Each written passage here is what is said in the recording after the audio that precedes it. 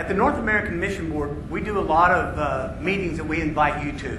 We want your input and we invite you. The uniqueness of this meeting is that you invited us. We are merely invited guests. And I dare say, not only in this room is there a variety of church planting that is reaching students at some level, whether you're focusing on a campus, touching a campus, whatever. Even around each table, there's all kinds of diversity. So this panel really is up here to share with us a little bit about what models are out there. Steve mentioned the word tension. That's what's making this thing work. Let's not play nice here, okay? This committee or this panel is not. What works, what doesn't? Why did they approach something a particular way? That's what we need to hear from you. Do not waste an hour of this great meeting by just sitting there and not inputting as you need to input. Mike, tell us a little bit more about what's going to happen up here. Yeah. Okay. So today, first, my story a little bit. I kind of came to collegiate church planting sort of unexpectedly and kind of evolved into it. And so when I was younger and kind of originally into college ministry about 15 years ago, it was just kind of one of these things where I followed the models that I had seen. The first thing I did was, hey, we got to have a lunch Bible study and offer free lunch and have students come and kind of the noonday thing and Tuesday night Bible studies. And as we kind of morphed and changed and grew, for a while I really began, as I grew as a campus minister, to understand why those models worked. What was good about those initiative evangelism stuff that I learned when people took me out sharing my faith at Beach Reach and those kinds of things.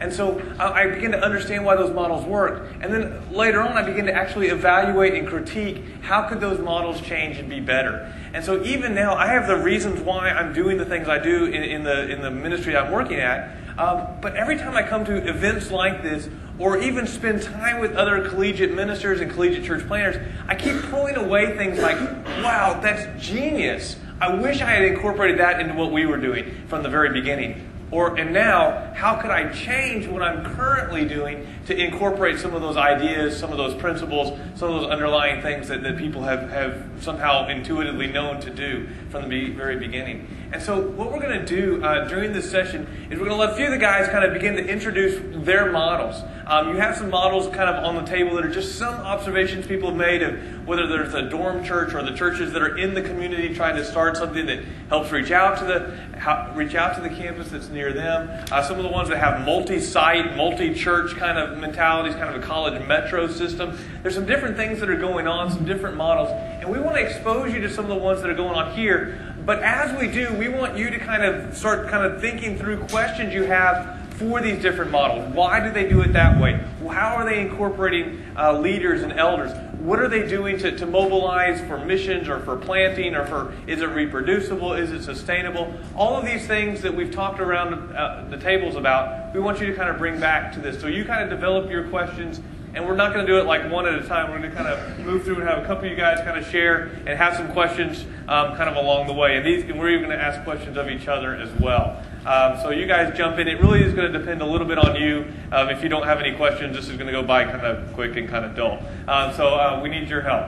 All right? So Lon, if you guys can kind of just start off and sort of share with us about your model, what you're doing.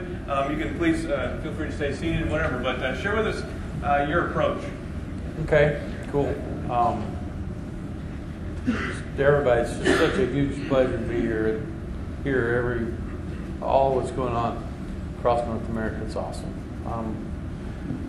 I think for our model, the thing that I wanted to say about that first was I've been really challenged about this idea of model.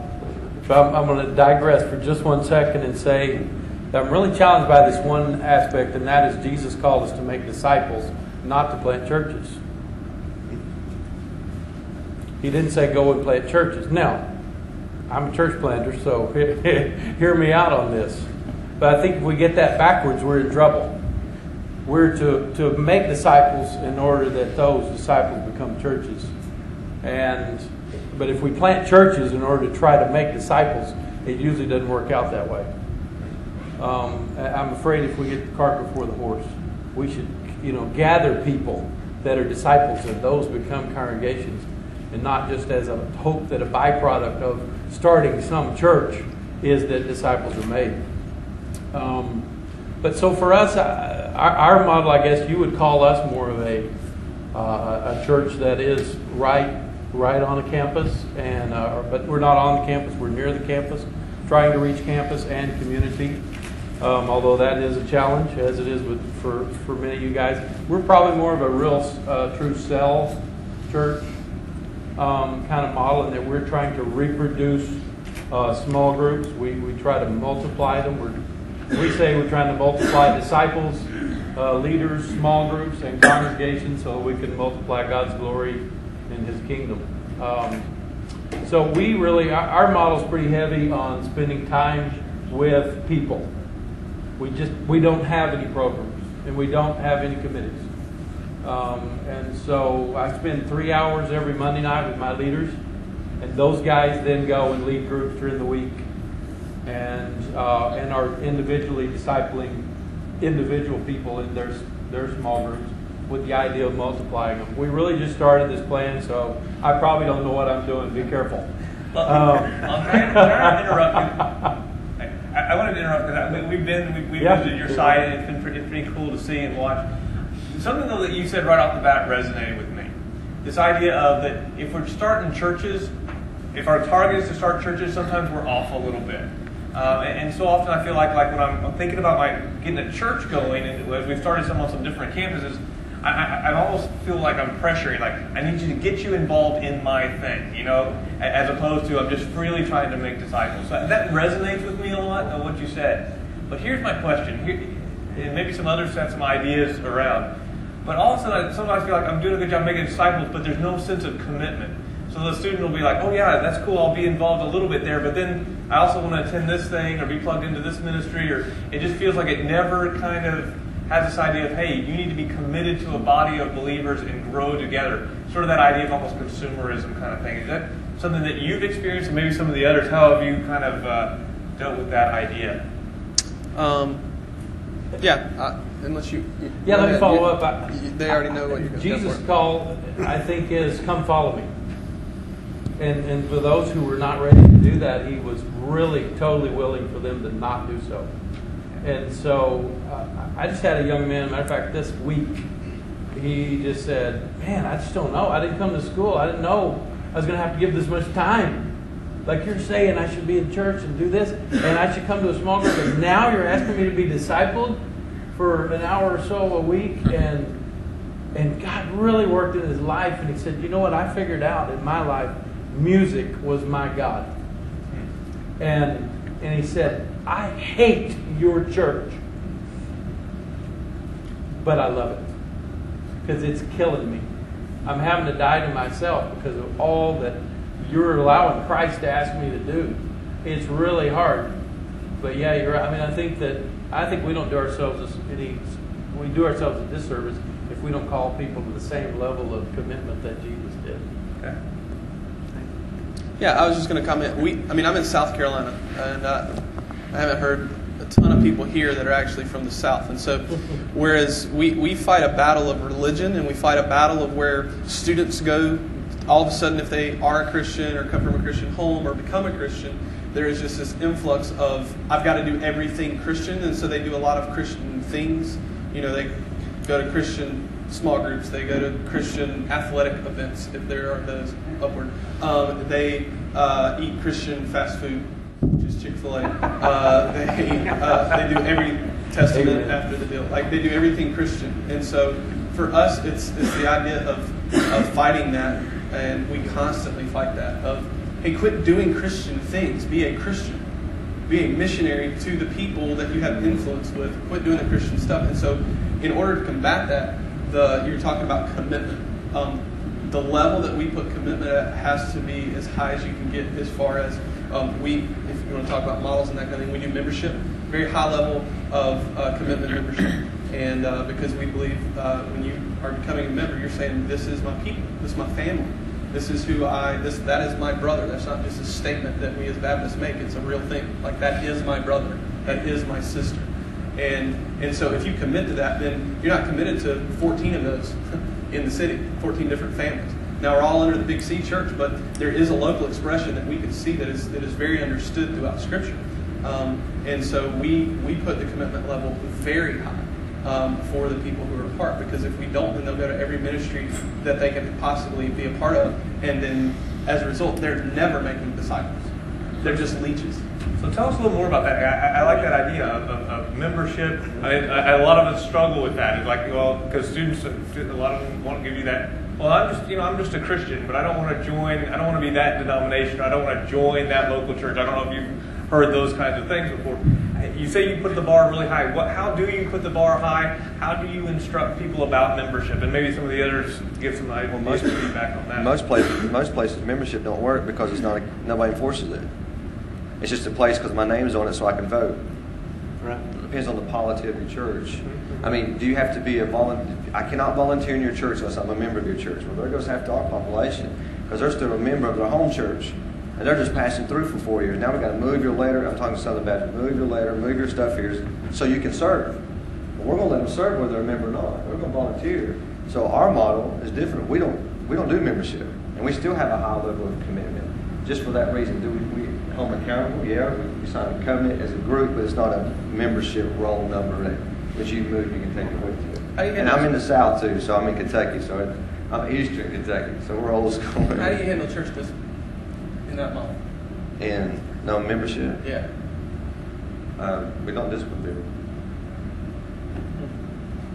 I mean, if we didn't, we would have our church would have already ended. Well, I was joking. I said we don't discipline people. So I was like, we weren't sure where you were going with that. We take our belts off and then we spank. Okay. So Dustin, before we get away from this, Mike asked you about the high commitment. How does that look exactly? How does that manifest? And also, church discipline. How old is your church? We moved there 5 years ago. So address that stuff. Yeah, moved there 5 years ago. For a year and a half, we met in small groups. 3.5 years ago, we launched weekly. Within 3 months of launching weekly, this is perfect for a launch. So if you hadn't launched yet, this is probably what you need to do for the beginning. Have a church discipline issue; it'll go well for you. It was like every week I had somebody breaking up with me. It's not you, it's me. I just don't like the church discipline. It's like, okay, really? No, it's me. You hate me. I wanted to get a shirt that said "I am they." You know, talking about like, well, they are. I'm like, I am they. You're talking about me. We had a couple in our church decide they wanted to live together. I was supposed to do their wedding. And I told them, hey, I can't do your wedding if you're going to move in with one another. They're both believers, both covenant members of what we're doing. They were part of our launch team. And they basically said, no, but it's easier for us to go ahead and live together. I was like, yeah, I know. I would have loved to have lived with my wife before we got married too. But married to a colonel. That's a colonel's daughter, so you can't do that. You die if you do that. And so I went to them and said, hey, you can't do that. They said, well, it's a money issue. It's cheaper this way. I said, how much? What's the money issue? And they said $1,100 is the difference of the next 6 weeks. And I very confidently shouldn't have, but I said, don't worry about it. I'll write a check right now. I didn't know where it was coming from, but I was writing a check. I was going to call Nam, get them to write it. Yeah. And so I told them that, and of course, we went through a progression of things. Finally, they said, we just want to live together. And I said, so you're saying you can't fight your passions? No. All right, fine. I'll marry you. Let's do it. Let's go do it. Let's take care of it. Let's go to the courthouse. Oh, but our ceremony's in 6 weeks. We'll do that too. I don't care. We have a ceremony. It's fun. Have a big party. And they finally said no. And so then I said, all right, well, I'll be back to talk to you later with another person from our church. And so Matthew 18 went through the process. And it went all the way through to where we called our members together, which at that time was, not very many, but there were about, I think, 40, 45 people that met that night. This was a couple weeks later, and we met and told them what they were doing and said, treat them like an outsider. Put them in the cold so that eventually they realized, wow, I forgot what the warmth was like inside the body. And we did that. We had about 25 people left our church over that. And within that same time period, our church, because we'd been there, at that point, been in the city 2 years, and for the first time, I think our group of people started to experience help. Because, as the scriptures say, yeast works throughout the whole batch. And it started to work throughout. And so we had to remove it. And we did. And the hope in church, the hope in church discipline is reconciliation. I love 1 Corinthians, 2 Corinthians. 1 Corinthians, you got a dude sleeping with his stepmom, essentially, and he's sleeping with his stepmom, so Paul goes to the church discipline issue, puts him out in the cold.